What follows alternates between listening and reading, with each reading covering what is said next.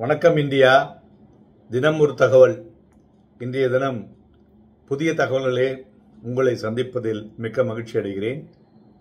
போன வாரம் நமது சந்தைகள் இரண்டாவது வாரமாக நிஃப்டி ஒரு நெகட்டிவாக முடிவடைந்தது, எல்லாருக்கும் தெரியும். அதுவும் 25,500க்கு கீழே முடிவடைந்ததை பார்த்தோம். மெயினாக இரண்டு காரணங்கள்.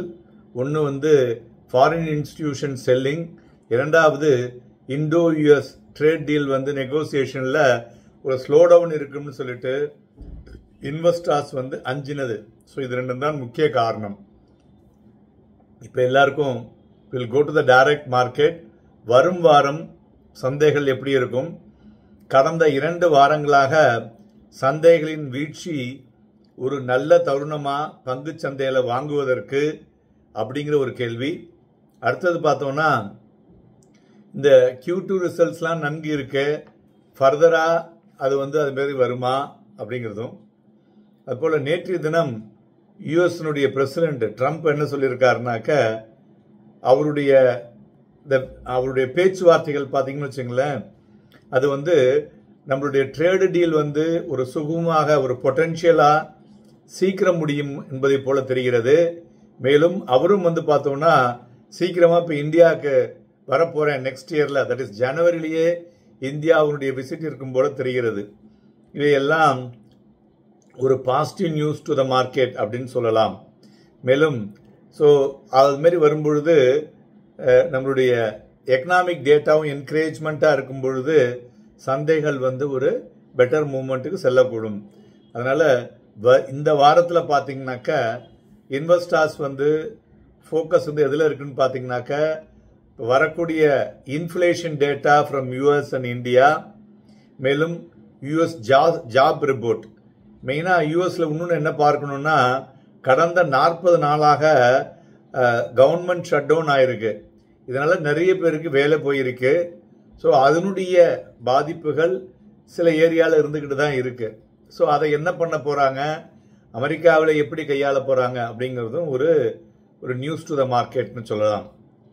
மேலும் எஃப்ஐஐ பார்த்தோம்னா ஃப்ரைடே அன்னைக்கு பார்த்தோம்னா அவங்க வாங்கியிருக்காங்க நம்ம சந்தைகளில்.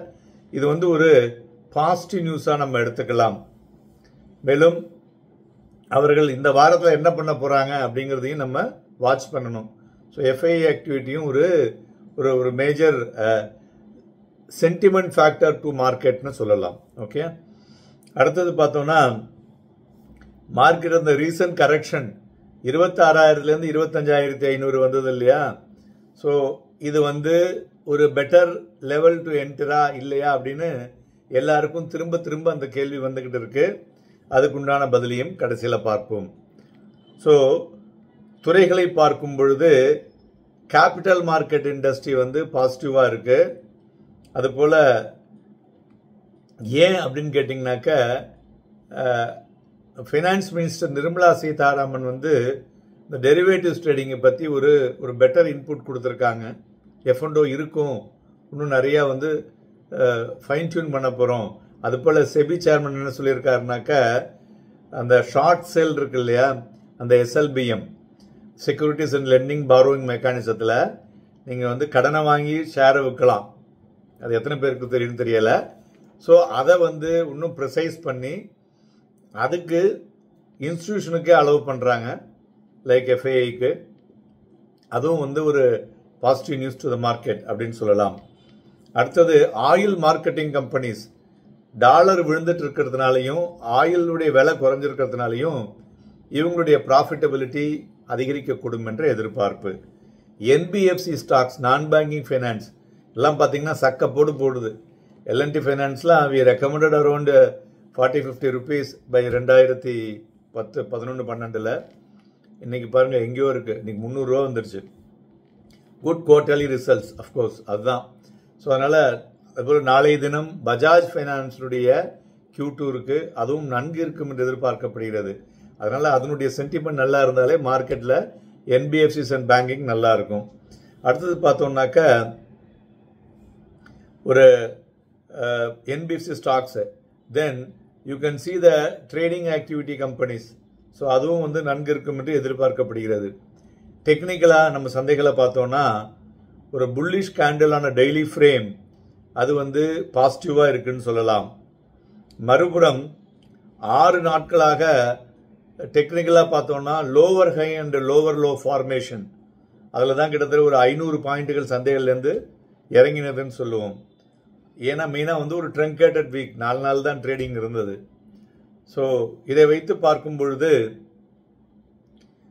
அதாவது மேனேஜிங் எபவ் 25,500 ஜோன் அது இருந்ததுன்னா 25,803 25,953.75 I will repeat. So 25,500 zone is the best support zone to manage to go up.